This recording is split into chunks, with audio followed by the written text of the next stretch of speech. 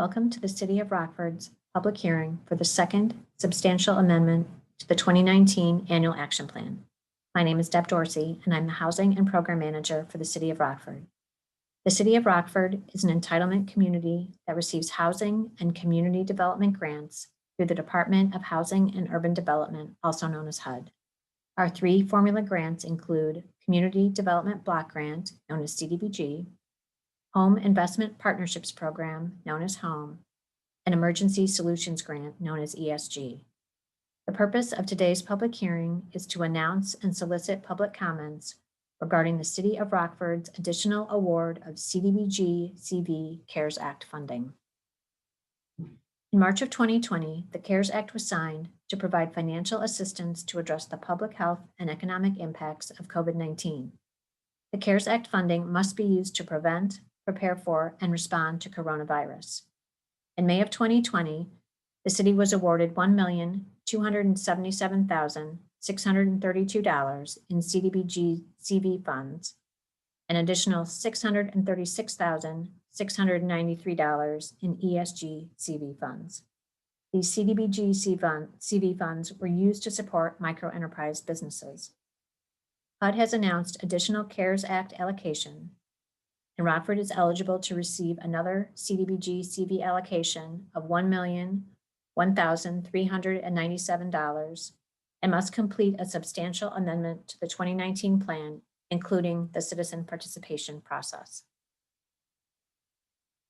Besides the allowable administrative expenses, these additional funds will be used to assist small businesses who have been unable to access financial relief through existing resources.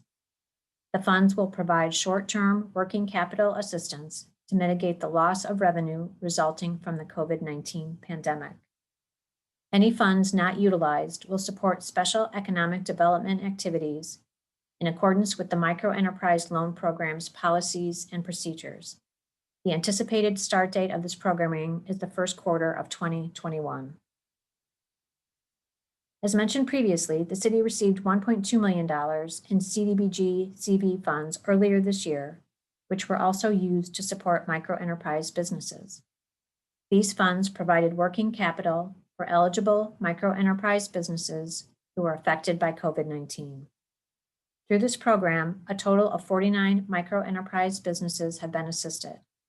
100% of the funds have been committed, and approximately 70% of these businesses were minority-owned and 40% were women-owned. Some additional updates to the city's 2019 Annual Action Plan.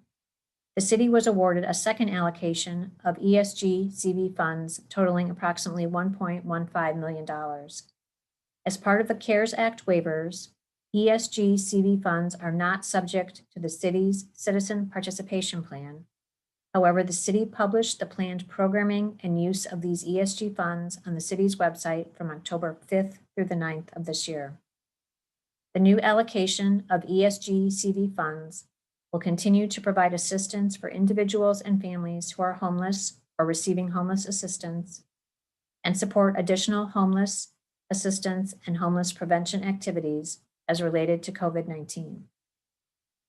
Some additional waivers provided through the CARES Act includes an increase of allowable home administrative expenses from 10% to 25% of the 2020 home grants allocation. The city is utilizing the flexibility of this waiver for its home program. And finally, as identified in the city's 2019 end of the year report, also known as the CAPER, there was an outstanding and unused balance of CDBG code enforcement funds. These funds, totaling approximately $160,000, were reallocated to assist with 7 CDBG-funded residential roof replacements and the related project delivery expenses.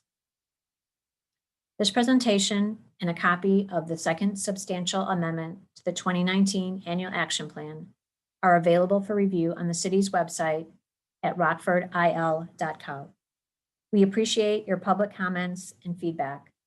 Please submit written comments by 5 o'clock, December 31st. They can be emailed to me directly at deb.dorsey@rockfordil.gov and also to HUD at cpd_general,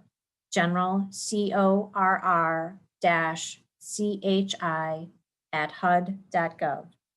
Written comments may also be submitted in person at the city's payment drop-off box, which is located at City Hall at 425 East State Street. Copies of public comments and responses will be posted on the website as well. Thank you again for taking the time to participate in our public review and comment process.